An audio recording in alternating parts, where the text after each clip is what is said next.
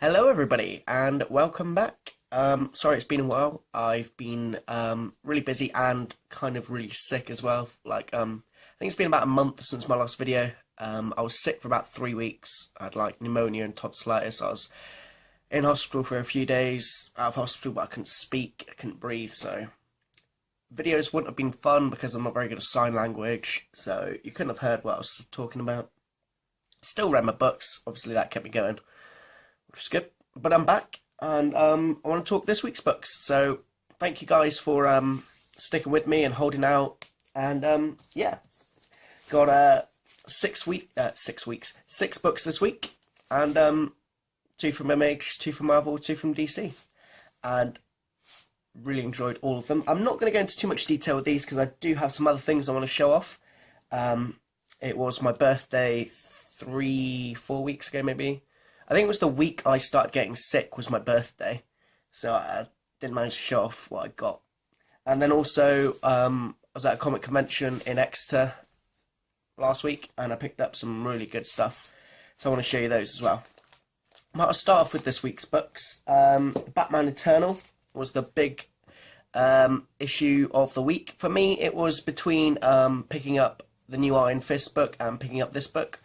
And flicking through it and the whole premise of the book, I'm not a massive Batman fan. Sorry, guys. But what I do like about Batman is I like the supporting characters. I like the people that surround Batman. I think they're a lot more interesting than Batman himself. And this really is going to, I think, focus on that a lot. I mean, in this issue, it's a very Gordon-centric issue.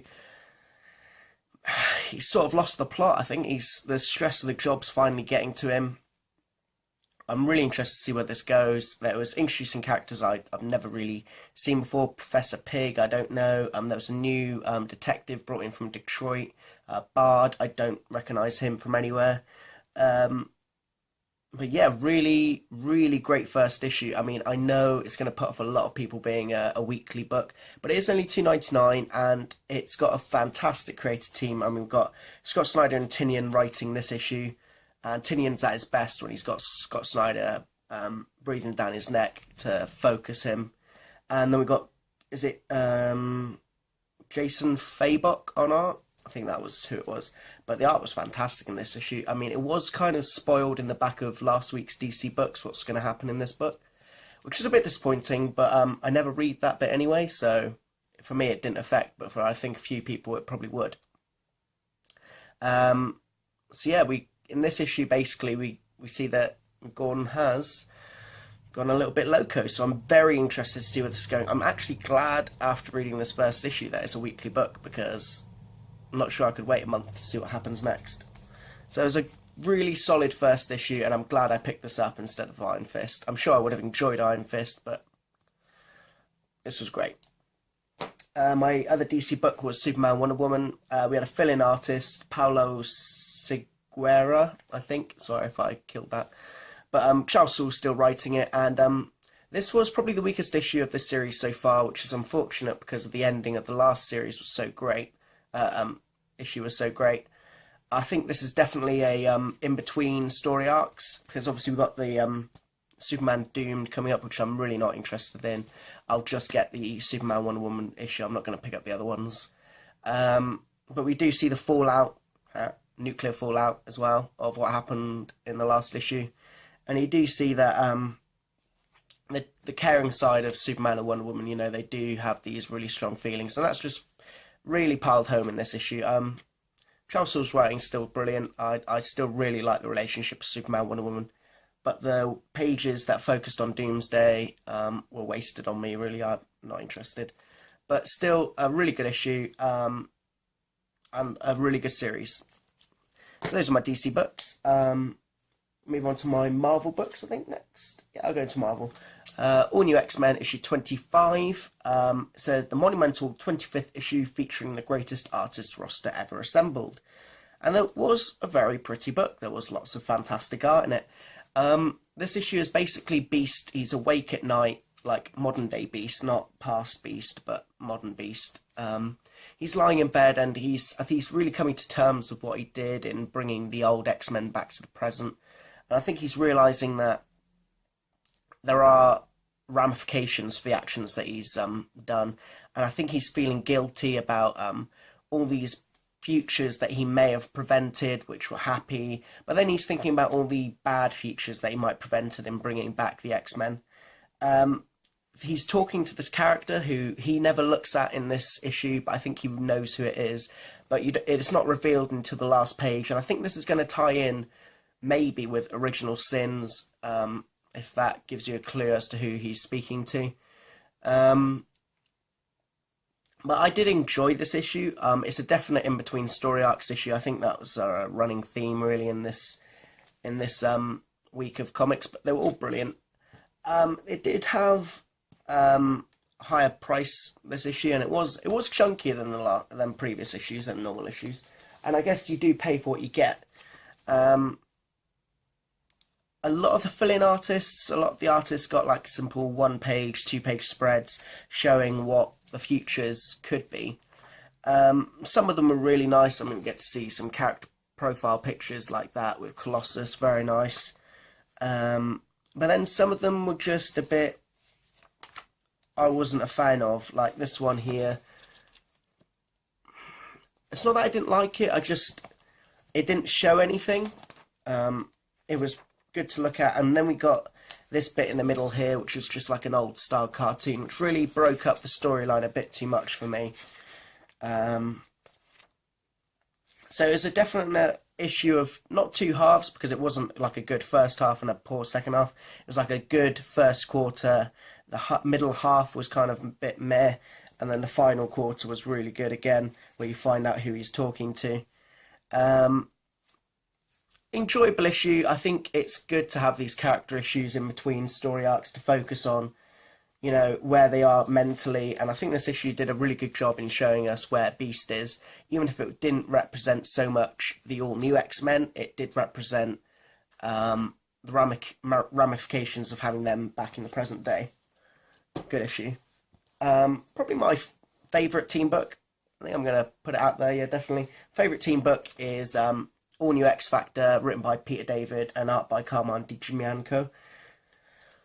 I've loved this issue, this series since issue 1, and we're on issue 6, and this is the conclusion of our third storyline already. So we've had 3 2-issue storylines. Basically, Peter David is just building up the team. So we've got, it's not, Warlock isn't this guy. This is a guy who he's quite friends with Warlock. Can't remember his name. Bear with me 2 seconds. But he sort of like understands Warlock, and he's really good friends with him. Cypher, that's his name, but he's got an actual name. The art in it is absolutely brilliant. I really do. I really, really, really love this book. If you're not picking up this book, you all know, everyone who's read the old Peter David stuff with XFactor has said it's really good, and it's not like I've read it, because I've not read it, but it was enough to make me want to pick this series up. And I'm so glad I did. It was one of those books, it was this or Black Widow, I think. They came out in the same week. And I'm really, really glad I picked up this. He's called Doug, whose character name is Cypher. And basically, he's trying to get Warlock. He's found a bit of Warlock in him, who is his old friend, who's one of these, you know, we found the villain at the end of the last issue. He ends up not being a villain. He's just trying to sort of bring back his species, make them as great as they were. We get fantastic bits of artwork like this. So basically, Warlock leaves his father and he leaves his species, and he's like, I want to be a superhero again. And Cypher's like, well, if he's going to do it, I'm going to do it. So now we've got a full team roster of, we've got, who have we got? We've got Gambit, Polaris, Quicksilver, Danger, Warlock and Cypher, which is a really cool team. And I think we're probably, now that we've built the team, we're going to get, you know, 4, 5, 6 issue long story arcs, which would be good. For me anyway, I've enjoyed these 2-issue story arcs. For me, short attention span was great, you know. It's one of these books that you can pick up and just be like, wow, yeah, I've really enjoyed this issue. We also get a bit of their boss, who's the head of Serval Industries. You realise he's a proper douchebag. I mean, there's no getting around this fact now. He's a villain in some form or another. So it'll be interesting to see what happens when one of the team members finds out, or if all the team members find out. But this was probably my favourite superhero book I read. At least my favourite team book. I really, really enjoy it. So that was my 2 Marvel books. I'm just going to have a quick drink while I am get ready to talk about my independent books. And it was both from Image this week. We had Manifest Destiny. This was issue 6, and it wraps up the first story arc with the plant zombies and getting Sacagawea. This continues to be, shall I say, one of the best looking books you can read. I mean, Matthew Roberts and Owen Guiney do a fantastic job with both the art and the colours. I mean, we've got a zombie bear on fire. We've got zombie bear attacking Lewis and Clark. We've got we've got a beautiful plant thing controlling them. And basically this wraps up the first storyline with you realising that Sacagawea is a full-on badass and she can kind of take every monster out. And Lewis and Clark are a bit helpless. They've lost a lot of their team already, and I think they're coming to terms that the Wild West is just that. You know, it's going west is going to be dangerous, and they're going to need all the help they can get. The plant zombies and their leader, which was this giant plant creature who could sort of control the dreams of Lewis and Clark, was actually a really good villain. I really enjoyed it. It's something very, very different, something I've not seen before. Sort of like Walking Dead meets Swamp Thing, that sort of vibe came from it. I really enjoyed it. Next month, it's taking a break, and the first trade's coming out. So, you know, Image do that first trade for $10. We get it for about £6 over here, which is the price of 2 issues. Well, 3 issues. You need to get on this book. I really recommend it. It's a bit stereotypical. I mean, I did kind of guess what was going to happen after reading issue 5. I kind of knew what was going to happen in issue 6, but that didn't stop it being fantastic. You know, it was still a fantastic read, and as always, it's fantastic to look at. We got, you know, Lewis and Clark dreaming, hallucinating, whatever you like to call it. Really, really great book. I want to see what happens with the monsters next time. What lot of monsters are going to be brought in for the next arc. I think that's going to be how it goes. We're going to have different monsters for each arc, and I'm totally cool with that because it's a fantastic book and continues to be one of my favourite independent books I get. And then finally, for the books I picked up this week was East of West issue 11. Jonathan Hickman and Nick Dragota on artwork. Is the first issue of the 3rd act, so to speak, the 3rd, what will be the beginning of the 3rd trade. The 2nd trade just came out, so if you pick that up and you want to give it a go in singles, I think it reads fantastically well in singles. I can see why it would read so well in trade, but you need that hit every month. I need that hit every month. I have to get this book. Fantastic as always. Nick Dragota does fantastic work on this issue. In this issue, we don't get anything of death. We just focus on the different nations that are all coming together for some peace summit, which is really cool. So we get to go back to characters we've not seen in a while, which I think is fantastic. We've got just fantastic is going to be the word I'm just going to use to describe this series, because it is just that absolutely incredible. I mean, we get the it's basically, we get a new nation, the Endless Nation, introduced.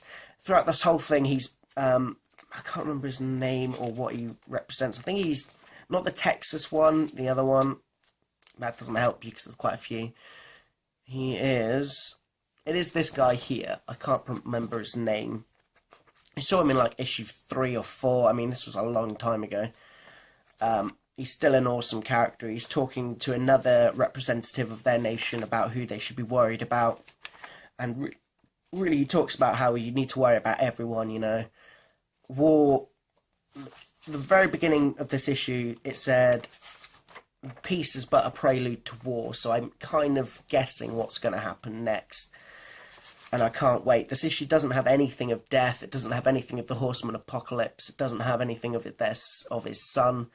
But I don't care, because there's so much that Jonathan Hickman builds in this issue, that this world continues to be and continues to develop into my favourite.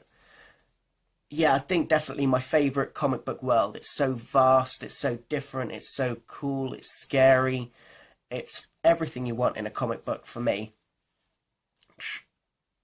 Favourite book of the week, 5 out of 5, 10 out of 10, 10 billion thumbs up. If not picking up East of West, pick it up in trade. You won't regret it. It is fantastic.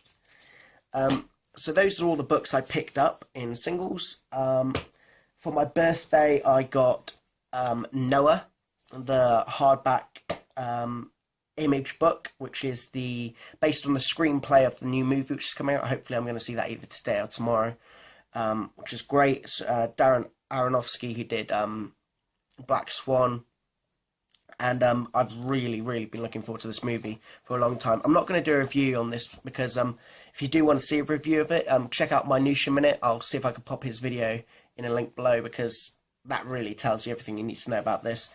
I just want to echo what he said in saying it's a fantastic book with some of the most amazing artwork I've seen in a long time. I mean, this was just one of those standout pages of Noah and all the animals. It really got me excited for seeing the movie, and if the movie is half as good as this book, it will be a thoroughly enjoyable one. My girlfriend got me Marvel Year by Year Visual Chronicle, the 2013 edition. This thing is absolutely massive and super heavy. That's why I had to wait for a bit for her to give it to me, because she was at university, and I was like, don't worry about sending it, I'll just give it to me when you see me next. And I can see why, because this thing is a tome, and it's sitting next to me at bed, and I'm reading it bit by bit, see what it's like. It is fantastic, really interesting stuff. We go all the way from the first one with the Submariner in 1939, all the way up to 2013 with All New Marvel Now. So really, I'll get to see a lot of Marvel history. I'm enjoying reading this one when I've got a spare few moments. And then another thing I want to talk about is I've kind of got two jobs. I'm not sure how many of you know this. My first job is obviously I work at Subway full-time, working around college, and then that basically pays for me to go to college with my car and books and whatnot. And then my second one is sort of on-off. I help organise comic book conventions in the Southwest. We've done 3. I work for Events Frontier. We've done one in Plymouth last year. At the beginning of the year, we did one in St Austell, which is a bit of a smaller one. And then this past week, we did one in Exeter, which was a fantastic success. And this is probably the first one that I bought some books at, and boy, did I buy some books here. I think a couple of people are going to be quite impressed with what I picked up. Rather happy that I picked it up, especially Hulk's Big Toe. We're both massive Green Arrow fans, and all that was Green Arrow. So I'll start off with Year 1, Niggling Jock. I got the first 3 issues here. I'm looking for the next 3 issues, so if anyone sees them anywhere, point me to the right direction. I'll see if I can get those. I think it was originally meant to be a 4-part series, and then with issue 3, I think Diggle was like, yeah, we can make this a 6-part issue. I haven't read these yet. I'm really excited to read it. I think this has got some heavy influences on the Arrow TV show, which I love. So I'm super pumped to read this. Hopefully I'll be seeing Jock in May, so I'll try and get him to sign my issue 1 of that. Can't wait to read this. And then my fantastic find. There's a shop in St Austell, if you're ever down there. I can't remember what it's called, but it's a comic shop. It's in the market, and it only deals with back issues. And he came up, he had a couple of tables set up with just medium boxes and long boxes of comics, and he was doing whole runs. He was packaging like whole runs, and this, I believe, is Green Arrow Volume 3, starting with Kevin Smith and Phil Hester's The Quiver, when you bring Oliver Queen back to life. these are all first prints, and I managed to get the whole of Kevin Smith's run. I think he did up to issue 15. Yeah, he did issue 15. So got issue 1, issue 2, issue 3,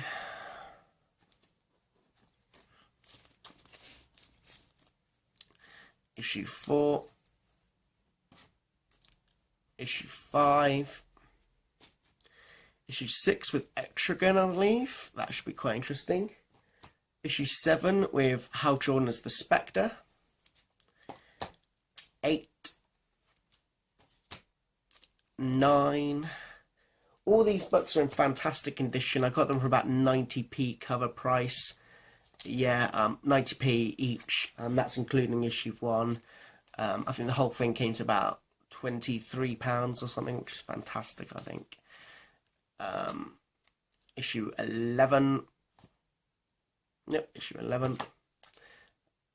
12. 13. I really love that cover. Snape. 14. And issue 15. I then got, how long did Brad Meltzer's run go on for?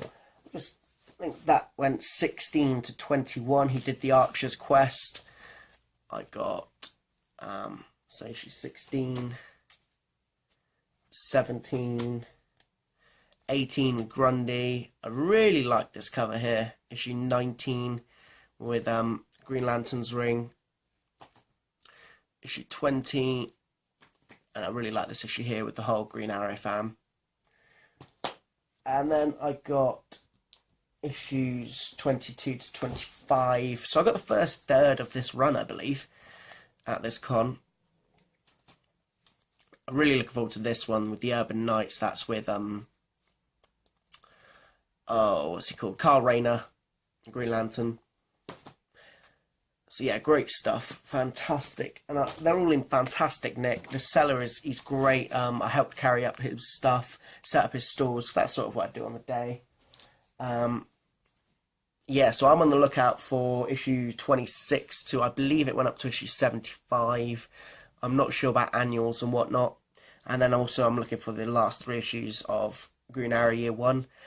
Fantastic nick. I can't wait to get my teeth into those, so I'm really excited. It's half term, so I'm not at college and I've got a day off work. What am I going to do? Comic books, it's got to be it. I also got this fantastic t-shirt in my absence from YouTube. It's Groot Loops with the fantastic Guardians of the Galaxy. So we got Rocket Raccoon, Groot, and then up here we've got Drax, Star-Lord, Thanos, and Gamora. I got this from T Fury, which is an, I believe, maybe American, one a day sort of t-shirt seller. I just saw it and I had to get it.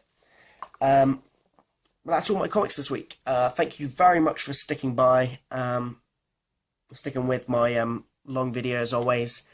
I'm sorry I've been absent, I really am, but thanks for not unsubscribing. And as always, please enjoy your comic books. I know I have. I had a fantastic week.